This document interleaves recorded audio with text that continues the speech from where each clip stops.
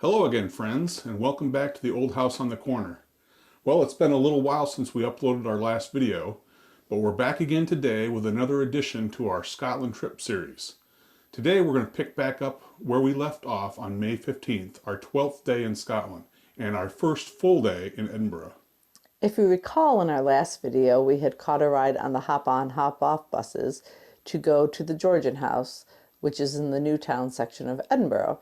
We'll pick up here from where we left the Georgian House.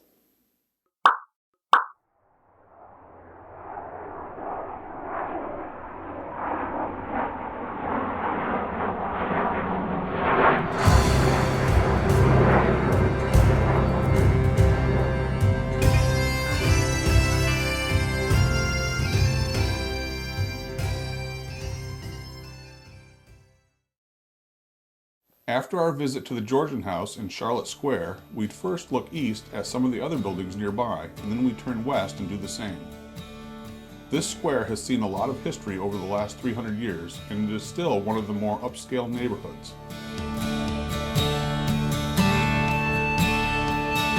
We then cross the street and turn around to pan down the row of houses on the side we just came from. We could only imagine what life was like when this square was in its heyday.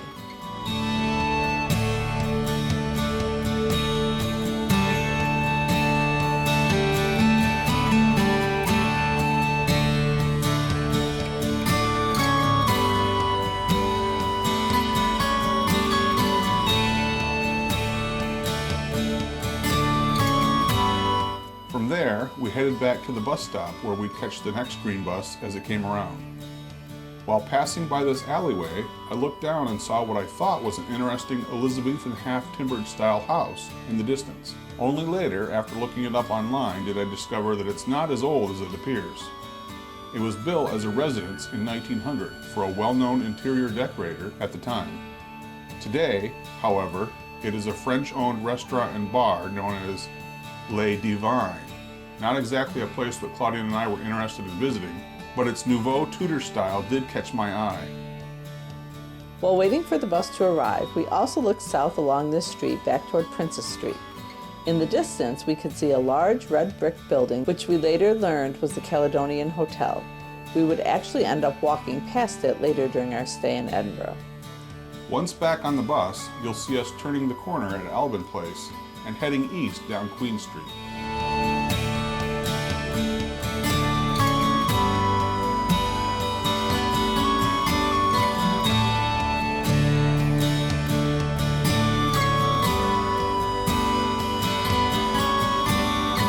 Among the buildings we passed by on this end of Queen Street were these three houses in a row. These buildings currently house what is known as the Basil Patterson College, founded in 1929, which is a private school that includes English language courses, international studies, teacher training, and a testing and exam center, among other things. However, the houses were originally built in the late 1700s when the new town was still new construction, and much of the masonry work was done by John and James Williamson, well-known stonemasons of the time.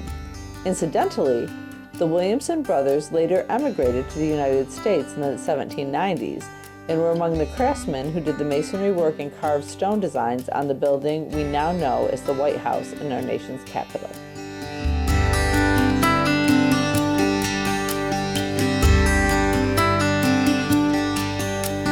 You'll catch sight of Edinburgh Castle again on our right to the south as we pass North Castle Street. Another house we'd passed that I failed to mention in our last video, and unfortunately didn't film on our way back by it, is the former home of a man by the name of Sir James Young Simpson, a professor of medicine at Edinburgh University during the mid-1800s, who had an established medical practice in the new town. He and some of his colleagues were among the first to begin research in the area of anesthetic drugs, and were known to experiment together by testing various agents while gathering for dinner at each other's houses. On one such occasion, in late 1847, they were here at Sir James' house testing the agent known as chloroform, and, by accidental chance, knocked themselves out until the next morning. Upon waking up, Simpson came to the logical conclusion that they'd found a better anesthetic drug for medical procedures of the day. You will next see us heading south on Frederick Street at the very center of the new town. We'll reach George Street and pass around the statue of William Pitt the Younger, a British statesman who served as the last Prime Minister of Great Britain from 1783 until the Acts of Union 1800, and then was the first Prime Minister of the United Kingdom from January 1801 until March 1801. We'll then continue on to the intersection with Princess Street. At this point, Dale turned off our handheld camera to save battery. The green bus route would continue back into the Old Town, where we eventually exited on a street to the west of the Grassmarket.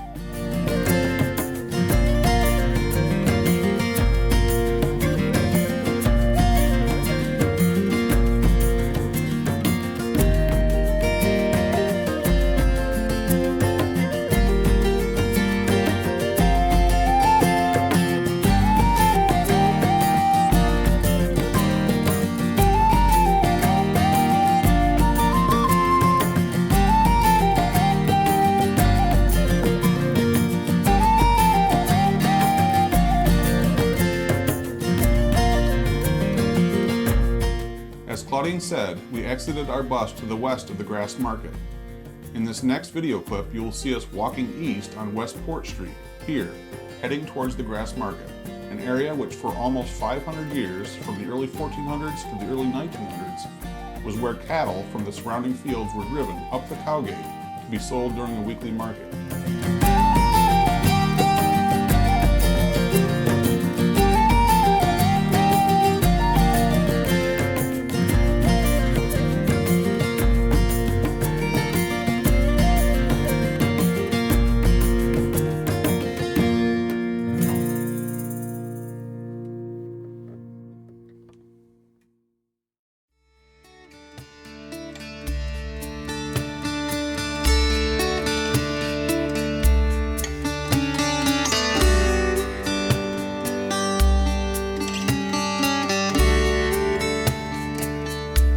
Cowgate Street still enters the Grassmarket on its east end, opposite of where you see us at present. And we are now in the Grassmarket, below Edinburgh Castle to our north. One of the reasons we had originally intended to make a stop here was to visit a place I was looking forward to called Mary's Milk Bar, which is an ice cream shop we had seen on a YouTube video before traveling to Scotland. Unfortunately, it turned out that they were not open and sadly wouldn't be during our stay to Edinburgh. So instead we went to another nearby shop called the Kilted Donut and grabbed a couple treats.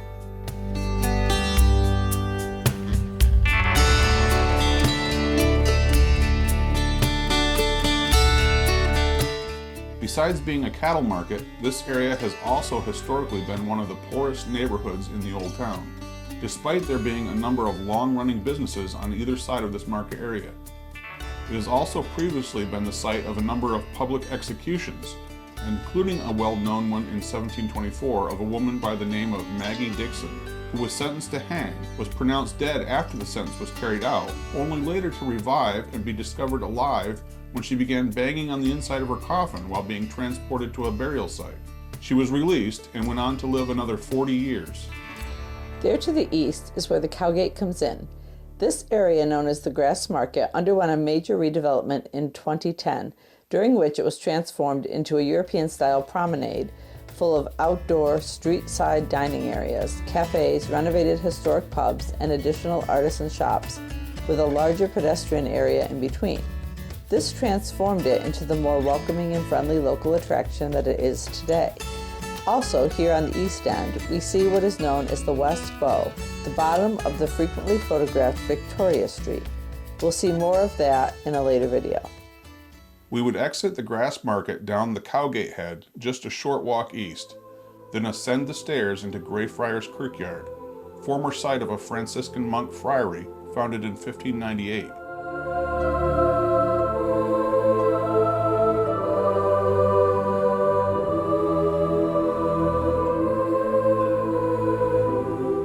After the Scottish Reformation, the friary was abandoned and repurposed as a cemetery.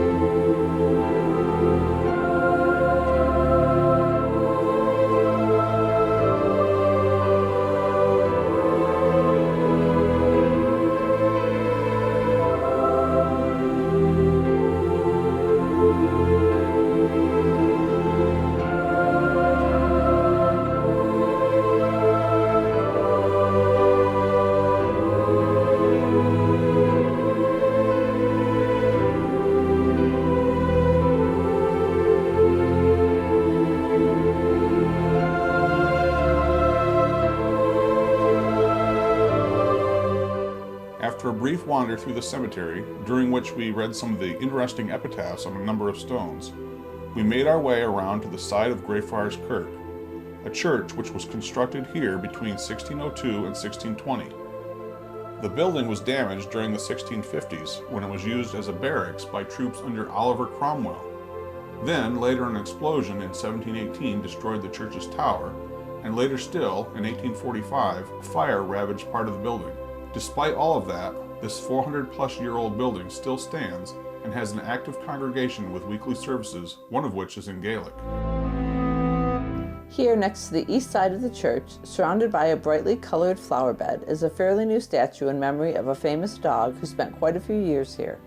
As legend has it, this dog, a small terrier known as Greyfriars Bobby, is known for his unwavering loyalty to his owner, John Grey, a member of the Edinburgh police force. After Grey's death in 1858, Bobby reportedly spent the next 14 years guarding his owner's grave here in Greyfriars Kirkyard until his own death in 1872, and his story became widely known in the city as well as outside of it.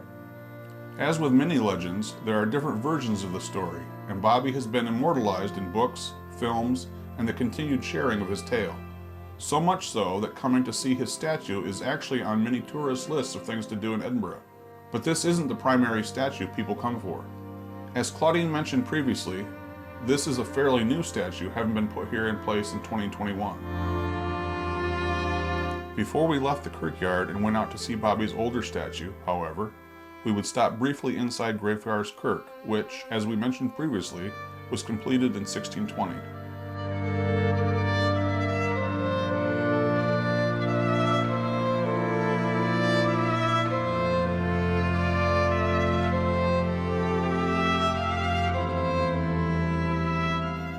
Then we exited to the street and saw Bobby sitting in front of the famous pub opened in 1893 that also bears his name.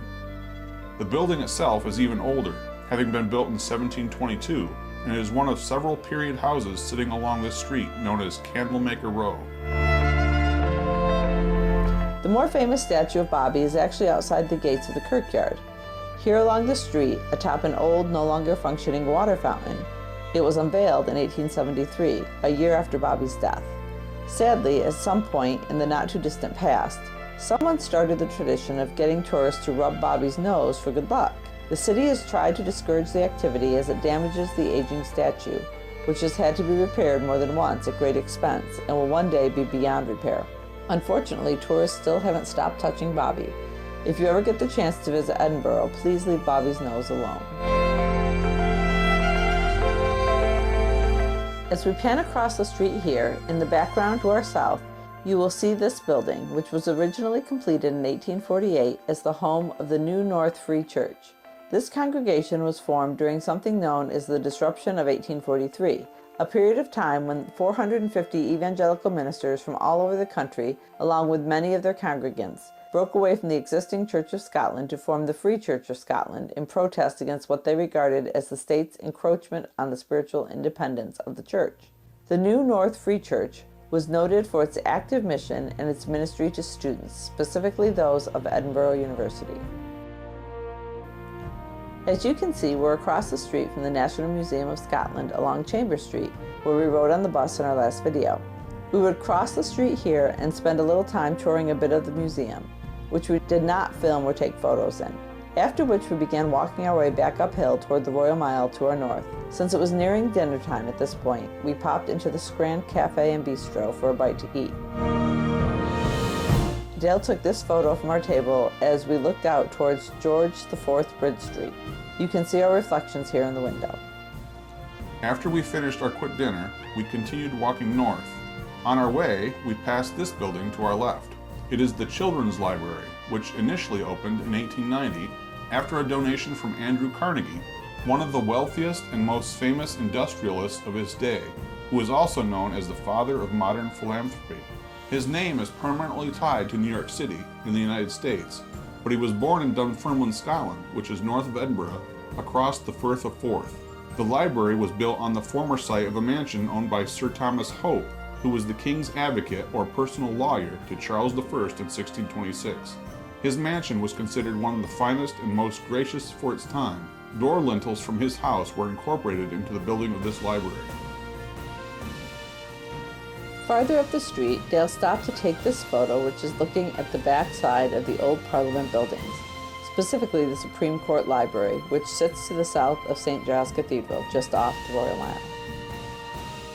After reaching the Royal Mile and heading east, it wasn't long before we saw a piper playing in front of the High Court of Justiciary building.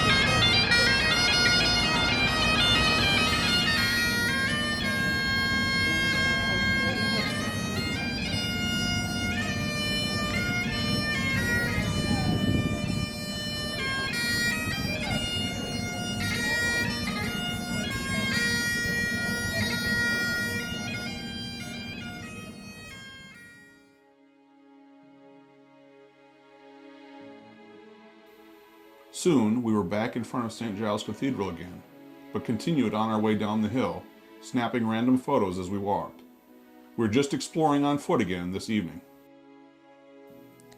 We passed by the Tron Kirk, and the next place you'll see is this photo looking down Blackfriars Street, which runs south from the Royal Mile. Just a few doors down from that corner, on the same side of the street, we found this shop and had to take a photo for our oldest daughter, Brianna, who collects nutcrackers. A little further down the Royal Mile, on the north side of the street, we noticed this interesting sign. Do you remember we passed Carrubbers Close in our last video while on the green bus? Well, this building is known as Carrubbers Close Mission. The ministry group that resides behind this blue door originally occupied a location down Carrubbers Close, ironically in a former atheist meeting house. As the sign says, this is one of the few buildings on the Royal Mile that is still used for its original purpose. Carrubbers was founded in 1858 as Carrubbers Close Mission, and the present building was opened in 1884 by the American evangelist D.L. Moody to proclaim hope and new life in Jesus. We continue to see people from all over the world transformed by the good news of Jesus Christ. As we stand here in front of Carrubbers Close Mission, turning to our right, we can see that we're near John Knox's house again. We still did not have an opportunity to go inside, as by this time it was very near closing time. We'd continue on to the east from here, but we'll take a few more looks at the John Knox house on our way by. Hard to believe this building has stood here for 555 years. For those of you who don't know, Dale enjoys old architecture, and this photo is just a random one he snapped while looking at these buildings while we walked. Just across the street, set back from the Royal Mile down another side street, we noticed this interesting building. It is the former site of the Canongate Christian Institute. This building was originally built as a church in 1869 and also served as the Edinburgh School of English for a while. I'm not sure what occupies the building now. From this same intersection, looking back up the Royal Mile, we can see the Tron Kirk and just make out the top of St. Giles to the right. We continued on our walk and eventually came upon this building built around old Playhouse Close. This alley led to a playhouse known as the Canongate Theatre, which was built in 1747. It is considered to be Edinburgh's oldest theatre despite the fact that it was in the Canongate, which at that time resided outside the walls of the old city of Edinburgh. The Canongate Theatre only operated for a total of 39 years, before being forced to close in 1786 by the Church of Scotland, due in part to some controversial plays that premiered there in the 18th century. Among some notable residents who also lived down this alley was 18th century author Tobias Smollett, known for his novels and other works that were written as satirical critiques of societal hypocrisies and corruptions. A short walk from there, back on the north side, we came to a 17th century tenement house. Built in 1677 for a local leather workers guild, this building is named Bible Land due to its elaborate stone carving above the door, which features an open Bible and the inscription from Psalm 133. Behold how good a thing it is, and how becoming well together such as brethren are in unity to dwell. At this point, it was time to begin making our way back to our Airbnb for the evening, so we crossed the street and turned west to head back up the hill. The first thing we noticed, which we had missed on our way down, was this strange mark in white paint surrounded by a circle of colored stones or bricks set into the street on the Royal Mile, near the entrance to the old Playhouse Close. A plaque on the nearby building tells the story. The painted mark forms the shape of what is commonly called a Maltese cross. It marks the location of an ancient upright stone cross and boundary marker between Edinburgh and Canongate that was called St. John's Cross, likely due to the fact that it was believed that the Knights of St. John owned property near this spot during the Middle Ages. Further up the street, Dale located something else we had not previously seen, but which he had heard about from a YouTube video. Located on the wall of a building well above our heads is the statue of a little Moroccan man. The urban legend behind this statue is an interesting one. It's a somewhat long story to share, so for the sake of time, we'll give you a brief synopsis. If you want to learn more, feel free to look up info about the Canongate Corsair on Google. As the story goes, apparently during the 17th century, a protest and riot broke out in Edinburgh about the way King Charles I was planning to conduct his coronation.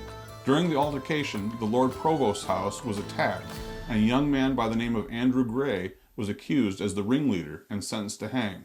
With the help of friends, he escaped the prison and fled by ship to Morocco. Once there, he was enslaved by the emperor, but over the course of many years was able to work his way up through the ranks and eventually gained the favor of the emperor. Gray also managed to earn a considerable fortune and eventually bought his own ship. Years later, Gray returned to Edinburgh with his band of pirates.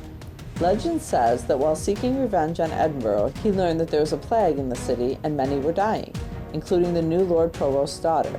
Taking pity on them, he used his knowledge of medicine gained in Morocco to cure the daughter, and eventually the two were married, taking up residence in the 17th century tenement. The stone effigy was apparently erected to honor the patronage of the Emperor of Morocco. However, another theory suggests that the effigy was simply a sign to identify a local trading post. Whichever story you choose to believe is up to you. But suffice it to say, there is a strange little Moroccan man who has been here on this wall for several hundred years, and this building has carried the nickname of Morocco's land all that time. Just a short walk further up from here brings us back to the intersection where the Canongate section of the Royal Mile meets the High Street section. This is also the location where the east gate to Edinburgh, known as the Nether-Bow port, once stood during the days when Edinburgh was a walled city.